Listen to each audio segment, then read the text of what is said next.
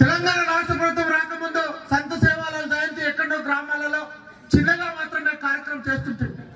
కానీ అక్క ఆ కార్యక్రమంలో కొంచెం నాణ్యత, కొంచెం నియత ఉండే ఆ కార్యక్రమాలలో. ఏమంటారు, నిజంగా కాదా? అంటే టౌన్లోకి వచ్చేటోళ్ళకు కొంచెం కొంచెం తక్కువైంది. దాన్ని ఇంకా ఆ రకంగా కొనసాగించాలంటే ఖచ్చితంగా ఆధ్యాత్మిక గురైనటువంటి సంత సేవలను మనం చెప్పినటువంటి ప్రవచనాలు ఏవైతున్నాయో, ఆ కార్యక్రమాలు ఏవైతున్నాయో ఖచ్చితంగా ప్రతి తాండలో కార్యక్రమం నిర్వహించడానికి ఇప్పుడున్నటువంటి యువత యువకులందరూ కూడా ముందుకు రావాల్సిన అవసరం ఉన్నది.